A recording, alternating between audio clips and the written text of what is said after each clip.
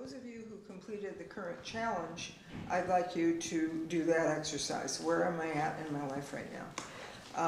And that kind of brings out all kinds of answers, you know, in terms of, is this a time of transition? Is it a time of really going in depth in some particular area of your life?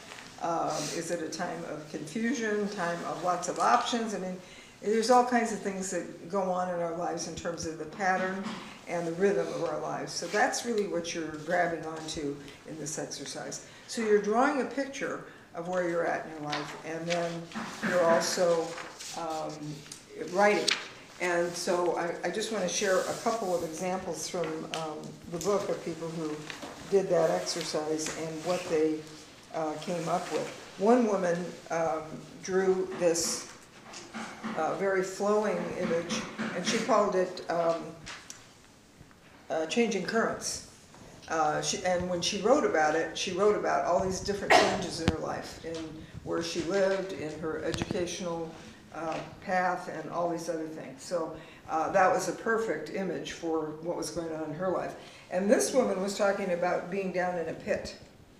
And when she wrote, you know, she talked about getting out of the pit because she felt stuck.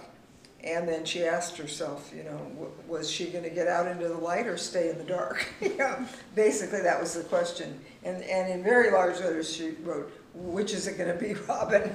So she drew a picture of where she was at, but then of course she put it into words. And you can see these are not, you know, trained artists by any means. This one has always really touched me deeply. This was a 16-year-old girl, and she came with her mother to some of my first journal classes in Santa Monica at the YWCA. And she wrote about, it was a typical 16-year-old crabby thing. I don't like this one and I hate that one, and my boyfriend and I just broke up and I have a broken heart. You know, all that very typical teenage stuff. But at the end, she got this amazing insight. And because she drew this picture of a heart with a hole in it. And then she came to the end of all of her crabbiness, and she wrote, well, whatever God gives me is right, so may my heart be open. So she goes from like a bullet hole in her heart to may my heart be open. And everybody in the room was just like flabbergasted.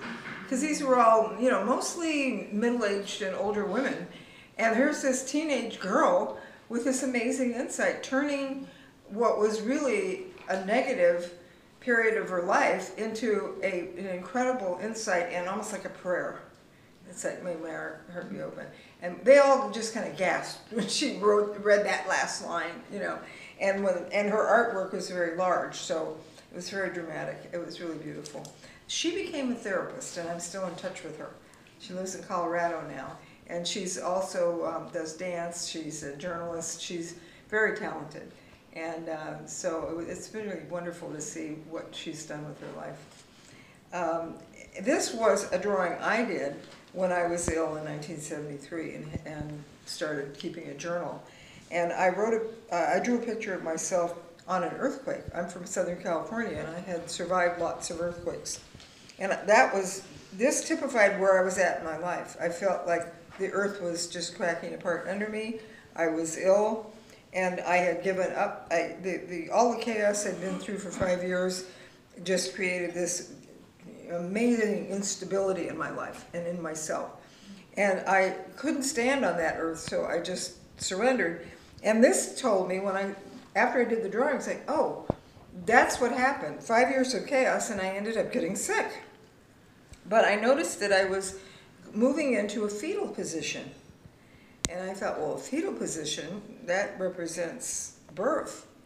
And I did some writing later on about how this giving into all of this fragmented, cracking earth and instability, and allowing myself to have the illness and go to bed and admit that I was sick.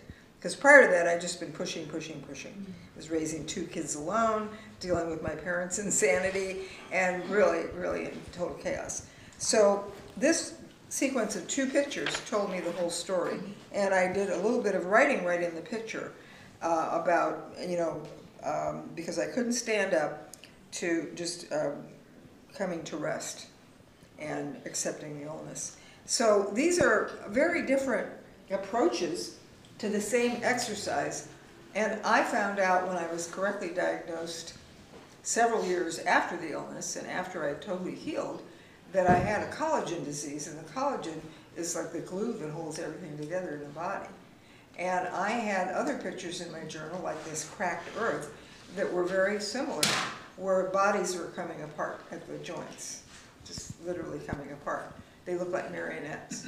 And this earth crack pattern was very descriptive of what was happening to the glue in my body. I was coming apart. And so when the man who diagnosed me properly asked me what happened when you were 35, did you come unglued? I just froze. It was like, what? That's exactly what I did. I came unglued. How did you know that? And then he explained what I had, and he explained what collagen was, and then he wanted to know how I healed myself. And I told him, and this is how I did it. So this exercise, if you haven't done where am I at in my life right now, I'd like you to draw it with your non-dominant hand, and then I'd like you to just write about it. And you can use your dominant hand for this, or your non-dominant hand, whichever you prefer. And just write about what you see in the picture, and how it's describing what's going on in your life right now.